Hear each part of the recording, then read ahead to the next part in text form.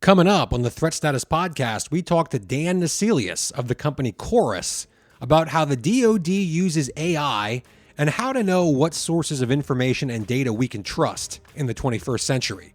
And then we break down the rapidly disintegrating U.S. push for a Russia-Ukraine ceasefire, the U.S.-Iran nuclear talks, the Houthi rebels claiming to take down multiple American drones, and much more. Don't forget to go to WashingtonTimes.com and sign up for the daily Threat Status newsletter.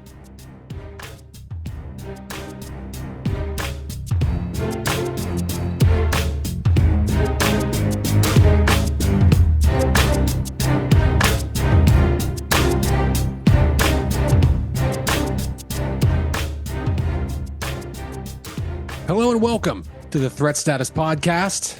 I'm your host, Ben Wolfgang, national security correspondent at the Washington Times, and I'm joined as always by my esteemed co-host Guy Taylor, the national security editor here at the Times. We are in full news overload mode here with major developments all over the world and tons of political drama here at home.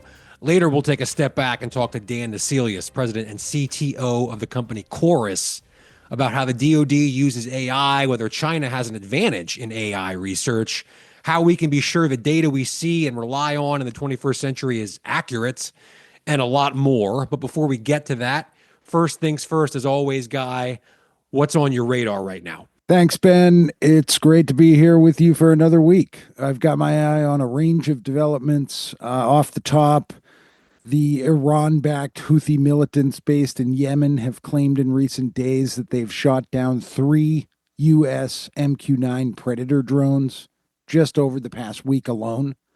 This could be an ominous sign that the Trump administration's growing bombing campaign against the Houthis may not be having the impact that administration officials say it's having.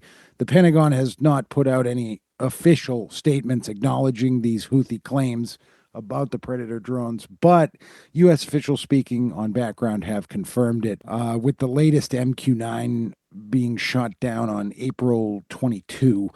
We're tracking this in Threat Status, Ben, at the Washington Times. We're also tracking the ongoing fallout from the infamous Signal messaging chat that Trump administration officials were on last month, in which Secretary of Defense Pete Hegseth divulged details of a specific U.S. bombing attack. Remember, Atlantic Magazine editor Jeffrey Goldberg was somehow accidentally added to that Signal chat. While that was evidently the fault of National Security Advisor Mike Waltz, who was on the chat, the excitement around all this is now centered on Mr. Hegseth amid reports that he actually had a separate Signal chat going with similar bombing details divulged to his wife and some other associates not in the government. Democrats are out for blood with this, Ben. They're calling for Hegseth to resign. President Trump is so far standing behind Hegseth, but there are some Republicans chiming in here. Notably, Rep. Don Bacon has called for a resignation. Also, John Bolton, who was a national security advisor in Trump's first term, has also chimed in. We're watching it closely, and we reported on it in Threat Status this week, Ben. As we did, one high-level national security community source reminded me that when Hegseth was facing deep scrutiny during his confirmation process, President Trump had considered dropping him in favor of trying to tap Florida Governor Ron DeSantis to be Secretary of Defense. There's speculation about all of that again now, Ben, but as of taping this on April 24, it looks like Hegseth may get through it. A few other things. One was the groundbreaking report circulated in recent days by the Virginia-based firm Gladstone AI that said top U.S. artificial intelligence labs that are working on the development of so-called super intelligent AI are, quote, almost certainly, end quote, being penetrated by Chinese spies. Our national security tech correspondent Ryan Lovelace did a deep dive on the Gladstone report for Threat Status. I hope listeners will check that out. On another interesting but little reported front, Ben, House Permanent Select Committee on Intelligence Chairman Rick Crawford, an Arkansas Republican, said in recent days that he supports opening a new intelligence community investigation into brain injuries suffered by U.S. diplomatic and intelligence personnel that have been blamed on so-called Havana syndrome. Crawford put out a statement essentially accusing the former Biden administration of whitewashing and ignoring the Havana syndrome issue. Crawford claims that brain injuries suffered by U.S. officials at several overseas postings were most likely caused by some kind of futuristic weapon operated by a foreign adversary. Is that China, Russia, someone else? We don't know, or at least any real evidence to such has yet to be made totally public. I will note that earlier this month, Trump appointed Director of National Intelligence Tulsi Gabbard set up a new panel called the Directors Initiatives Group to examine issues related to intelligence agencies, including the handling of anomalous health incidents, i.e., Havana syndrome. On the controversy over Pete Hegseth and the other Signal chat, there's of course a major leaks investigation going on inside the Defense Department right now. It's looking into that and other sensitive leaks of information. I'll come back to that in a minute because there could be a connection. At least some are alleging there might be a connection between that and U.S.-Iran talks that are going on right now. But first, Guy, we need to mention off the top here the latest Russian attack in Ukraine hitting the capital city of Kyiv. At least 12 people are dead as of Thursday afternoon when we're taping this, 70 or more wounded. President Trump's angry about it. He said on Truth Social, quote, "I'm not happy with the Russian strikes on Kyiv, not necessary and very bad timing. Vladimir, stop," unquote. Of course, referring to Vladimir Putin, the president of Russia. It's interesting because this kind of shifts the narrative a bit, and I wonder if Putin might be overplaying his hand with strikes like this one and like the deadly Palm Sunday attack on the city of Sumy, which we talked about last week. As we record this, just 24 hours ago, the administration was furious with Ukrainian President Volodymyr Zelensky. U.S. Secretary of State Marco Rubio canceled his trip to London to meet with Ukrainian, French, and British officials about a peace plan. And he did that, apparently, because Zelensky publicly rejected any deal that recognizes Russian control over Crimea, a part of Ukraine that Russia's occupied now for more than a decade. Vice President J.D. Vance, on the other hand, now while traveling in India, subsequently said that Washington is ready to walk away if Russia and Ukraine don't accept a proposal to, quote, freeze the territorial lines at some level close to where they are today, end quote. So to recap, the U.S. wants Russia to stop its attacks. It won't. It wants Ukraine to cede some territory. It won't. So to say that the frustration is growing right now inside the administration would be a major understatement. And the target of that frustration, Zelensky or Putin, can change on any given day, depending on which side has done something more recently that the White House doesn't like. So we'll see where this goes. But we're at a pivotal moment where this peace push seems like it's on the verge of just collapsing entirely. The bandwidth for negotiations on the part of the Trump administration seems to be shifting to U.S.-Iran nuclear talks, which will continue this weekend at the, quote, expert level, unquote. Politico reported just before we started recording here, Guy, that State Department official Michael Anton will lead the U.S. technical team. Now, I talked to a few analysts and sources about this throughout the week, and they pretty much universally told me this. The fact that we're having expert level talks at all suggests that the U.S. is not demanding Iran dismantle and eliminate its nuclear program entirely. That was the original U.S. position. It doesn't seem like it is anymore. Otherwise, Iran probably isn't sending a technical team of experts to the table. Last week, I said this was starting to resemble the JCPOA negotiations from a decade ago when we had all kinds of nuclear experts and scientists working out the technical details of a deal. It seems like we're headed down that road again, but there's a subplot here to get back to what I mentioned earlier, Guy. If you look at it from a different angle, why wouldn't the U.S. demand more? Why wouldn't the Trump administration say we want the full end to your nuclear program? We want to end your support for the Houthis, end your ballistic missile program, or at least limit it, or stop your production of drones for Russia to use for its war in Ukraine. If Iran truly thought that U.S. military action was on the table unless it agreed to what we want, well, that would give us tons of leverage, seemingly, unless we're not actually willing to do it. And that's where I kind of think there's an interesting behind the scenes tug of war, going on inside the administration. And we don't make it a habit here, and I think with good reason, to cite anything Tucker Carlson says on his show. But there was one thing that caught my eye this week, Guy, and that's Dan Caldwell, a former aide to Defense Secretary Hegseth. He was reportedly fired amid that Pentagon leaks investigation, partly related to the signal chats that you mentioned earlier. He went on Tucker Carlson's show this week, and the headline of the episode was this, quote, "The Pentagon didn't fire Dan Caldwell over leaks. They fired him for opposing the war in Iran." Or, excuse me, they fired him for opposing war with Iran, unquote. In other words, the argument is there's an effort, apparently including Hegseth and other top military officials, to push war with Iran and trying to snuff out voices that oppose that. I don't know Dan Caldwell. I don't know if this account is accurate. The fact that it's on Tucker Carlson's show does make me a little bit, I think, suspicious and rightfully so. But I've heard from other sources, Guy, that there is indeed a serious clash of opinions, sort of a clash of philosophies almost inside the Trump administration right now about whether we should be willing, if necessary, to start dropping bombs on Iranian nuclear sites. But either way, we're going into these negotiations with a dynamic where military action looks a lot less likely today than it did just a couple of weeks ago. Although, of course, President Trump attitudes can change pretty quickly. But right now, that option, if it's not off the table, it seems like it's kind of being pushed to the back of the table right now. And how that's going to impact negotiations, I guess we'll have to wait and see. Yeah, I think there's a convergence here with how much diplomatic bandwidth does the administration have to pursue this Ukraine and the Ukraine war push, and let's negotiate with Iran. Remember, the Middle East has been teetering on the edge of all-out war between Iran and Israel for well over a year. High stakes time right now.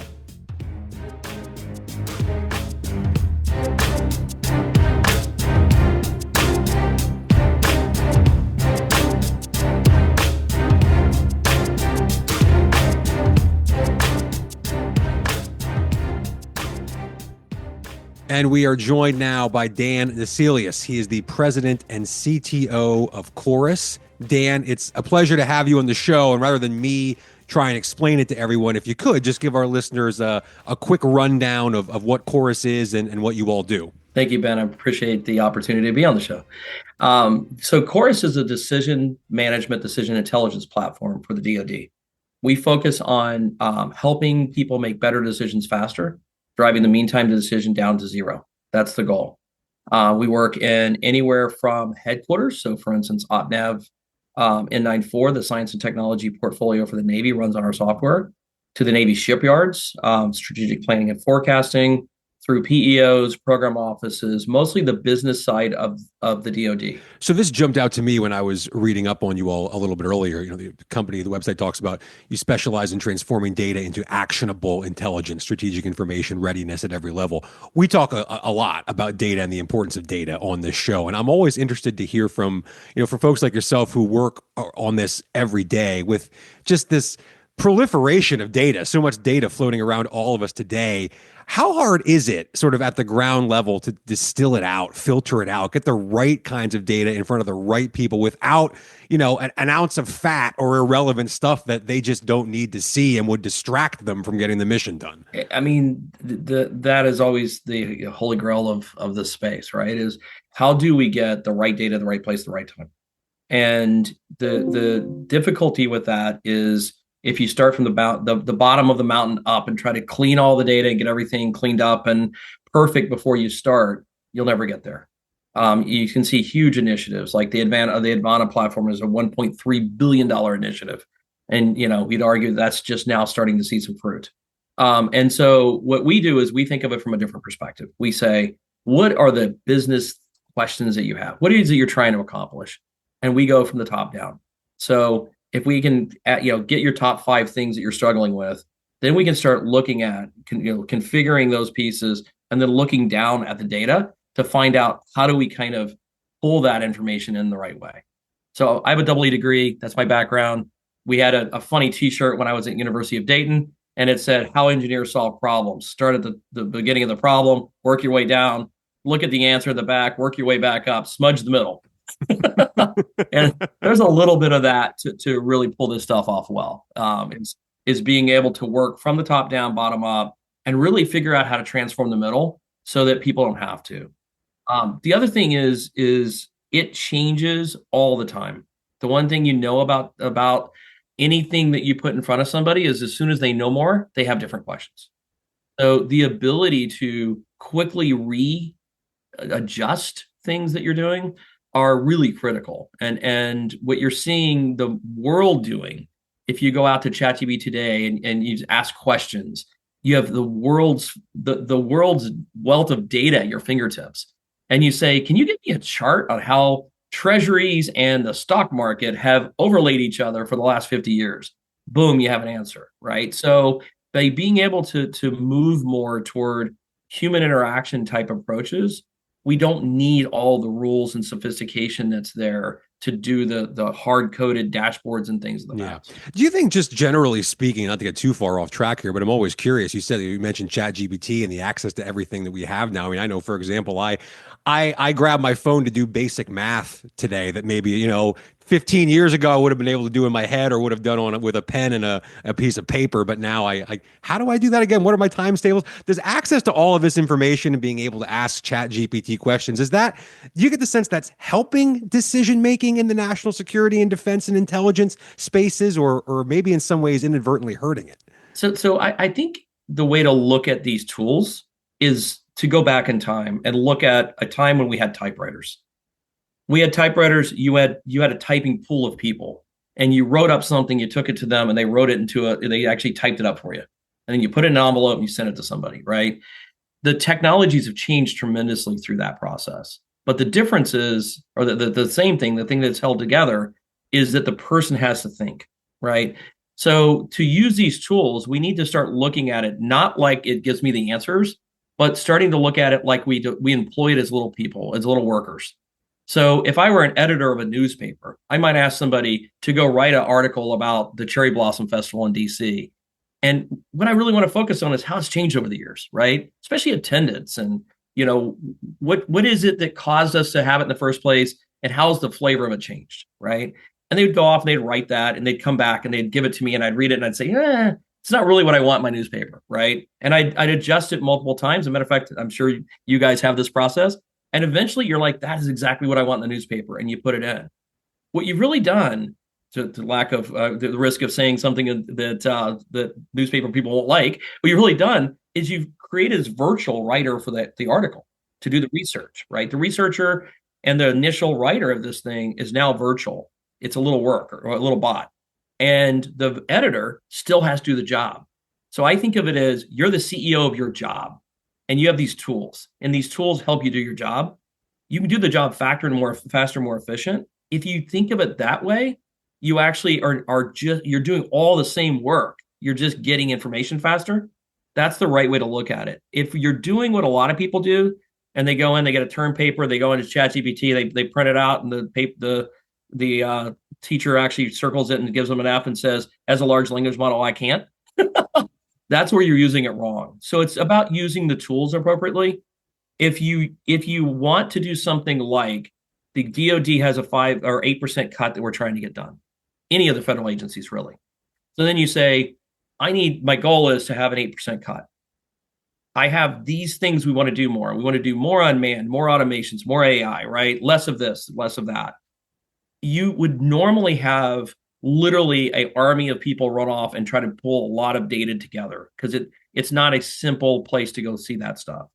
And then we would then go through and rack and stack and try to prioritize everything and make changes. And we do that multiple times. What we can do now is those leaders can ask that question to get the baseline. And then they can start saying, what if we adjusted this or that? What would be the consequences? And with the agentic AI, it can run through deep scenarios of calculations with relationships across all the data. So if you cut this thing, it's actually going to hurt a fielded system that we need, right? That kind of communication and traceability that's there is something that when humans are having to do it manually, it could take weeks to months to pull off. You literally can move that down to, minutes to hours. How concerned are you, or how concerned, I guess, should Americans be about where data and information is coming from these days? We talk about DeepSeek on this show quite a bit over the past few weeks, and this idea that, if you ask ChatGPT and then ask DeepSeek the same question about Tiananmen Square, you get a very different answer. So, I mean, how big of a problem is that going to be moving forward as DeepSeek becomes more prevalent, other platforms start to pop up that, are crafted by people who have potentially very different moral value systems than we do, and different geopolitical agendas in terms of how they frame historical and current political events? The supplier of these things is critical. If we want to take Chinese large language models and ask it how we should run our government, they'll be happy to tell us. They can be trained on data that skews, right? They can be filtered in the large language model. And that stuff is true. So we need people that are credible, right? We need checks and balances around those things. Wikipedia is a good example. I mean, it's as mechanical or is low level as you can get, as manual as you can get almost, but it's managed really well, and it's done by a community, right? So I think it's about that. It's about knowing where your information's coming from. But it's the same thing whether I'm on YouTube, TikTok, Facebook. You see something, it's knowing where that information comes from and being able to be logical about it. The federal government should not use Chinese-driven LLMs, right? We need to obviously invest. We are in our own country doing those things, and we need to do them in a protected way. So at Chorus, we actually host large language models ourselves. We control. There's no access out of them. So the base training of the model is what's there, plus our fine tuning with stuff with our customers. And with that, we can protect it from going out and sharing information out, and also knowing what information's in, if that makes sense. And that is super critical. No matter like how these tools roll out, there's got to be governance that says it must be done in a way that's controlled, and it must be done with models that are approved, much like any other piece of software out in the world. You can't just use any piece of software in the DoD. It needs to be certified and go through a process, right? So I think as long as we use the same guardrails we use on software and we think about it thoughtfully, the risk is when people go home. If they go home and they hit deepseek.com and they start, throwing in stuff from work and asking questions, their brains can still get tainted, right? So it's really about trying to educate people on, where the trusted sources of truth are, like the media. What is a trusted source of truth? And you ask 3 people and you might get 5 different answers, right? So it's not an easy thing. However, I think we all kind of know that there's a handful of places that probably have the most accurate information. And then there's a lot of places that you should probably take with a grain of salt. And I think as long as we stay in that arena, we'll be okay. Let's talk about business, because, I love talking about DoD from the defense industry side and companies involved in national security and defense. And as you know, right now there's a culture of cost cutting, downsizing. Some would say right sizing. Critics would say reckless slash and burn across Washington. Just this week, we saw a major reorganization at the State Department, for example. We don't have time to list everything that DOJ has done. But does this kind of climate, where do you come down on it as a businessman? There's a direct link, obviously, between a lot of what you do and what the private sector does and U.S. national security, writ large. Are you worried that we're cutting too close to the bone and that perhaps, we'll pay a price for this in the long run that we might not even see today? Yeah, well, that's a really hard one, right? I try to focus on the environment we're going to live in. I really don't get a choice as to what DOJ cuts and doesn't cut. And what the president decides to do and doesn't do in Congress, right? So like 9/11, after 9/11, a lot of things changed. The key is to make sure that you're helping to be part of the solution on that side. So what I focus on, and what my company, I say in my company all the time, is whether you like what's going on or you don't like what's going on, we have to live in this environment that's here. And so, Musk got up on the stage with a big chainsaw, right? So use that analogy. When the chainsaw comes through and everything's done, because the dust will, the dust will settle. Now what, right? What do you do next? And what I've seen so far, and what I think we're going to see, is that a lot of the people who are your best people are leaving. And then on the other side of it is, for every 4 people that come in that or leave, 1 person can come back. So you're going to have a decreased staff. I look at it from the perspective of how do we help the people who are left to accomplish their jobs. And what I do think that the Musk of the world are thinking is AI is ripe at this moment to be able to actually do a lot to make people more efficient. And I can tell you, just from doing something as a business person, like a job description. I used to take and spend a half a day writing a job description to put out a job ad so that we could bring people in and start hiring them. I literally now type in what I want, point to one of our previous job descriptions, and in about 22 seconds, it spits out a job description. I go through 3 or 4 little iterations of fix this, fix that, and it's better than the job descriptions I wrote in the past. If we start applying that into these places where these people where people are leaving, we're not replacing people per se. We're trying to help the people that are there get the things done that need to get done. And so it's an opportunity to be really smart about how do we take a lot of manual processes and actually truly make them a lot more efficient. Whether or not you wanted that in the beginning or didn't want it in the beginning, we have to have those efficiencies. So I that's where I think about it. And I think if we do that right, we can catch up. I can tell you this, the Chinese use AI a lot, and algorithms and everything else, just math. All of it is math, right? And so if you go on your phone and you want to take out a loan, you just put in how much you want, you push a button. Yes, they have a social score and stuff, but within like 15 seconds, you not only determine you get a loan, but it's in your bank. They're applying that to the way they're running their government. That's why they're cranking out so many ships and so many airplanes and missiles. And so we need to really catch up in a way. I mean, we're still kind of bound in our World War II way of thinking, and we need to really have kind of a good shakeup. So it's an opportunity to reevaluate everything, but you don't have time to do it spend a lot of time doing it. So it's how do we do that, as quickly as possible and actually start fixing some of those holes. I don't think we get a choice or a say into whether it's going to happen. Okay. Dan, a couple minutes left here, and I want to ask you one more question to close out here on AI.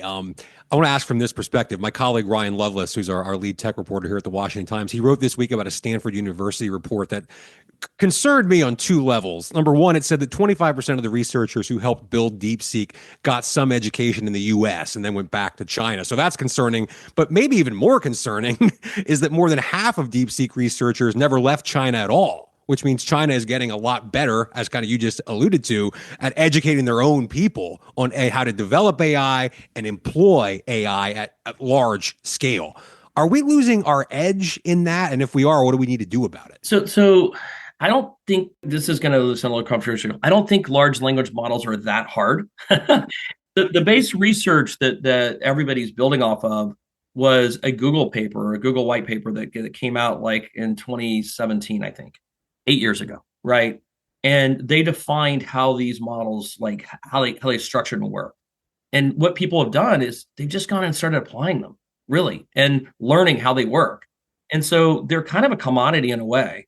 OpenAI, Anthropic, right? The Microsoft versions that they have themselves. AWS has their own editions, right? We're even taking large language models and scaling them down to do just specific tasks. They're all kind of copies of each other. And so what it appears that OpenSeek or DeepSeek did was that they took and they used the outputs of other models to get a head start, right? So we're going to use your outputs instead of train it from scratch to get there faster. And they've got some really clever people. We have really smart people in every place in the globe. To us to think that they can't catch up in some of these pieces is I think naive.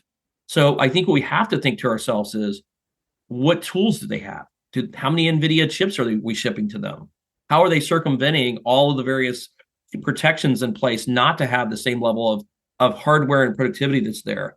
And I do agree with you. We're also handing over the keys to a lot of information. Take China or India with software. The majority of good software companies these days are coming out of India. Why? Well, we passed all the work to them and they've been doing all the work. They're pretty good at it, right? So very similar in China. We handed a lot of base technology to China. They're smart people. They'll put it together, right? Where we need to invest is in how do we apply the tools to accomplish really interesting things.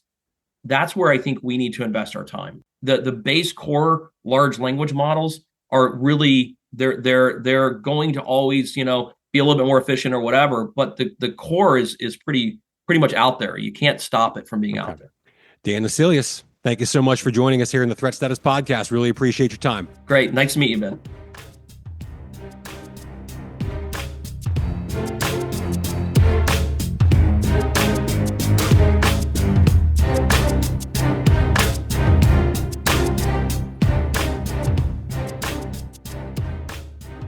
And it's time now for Threat of the Week. our weekly segment here on the show where Guy and I each identify a threat, whether it's here at home, domestically, or in some corner of the world that we think is impacting U.S. national security right now.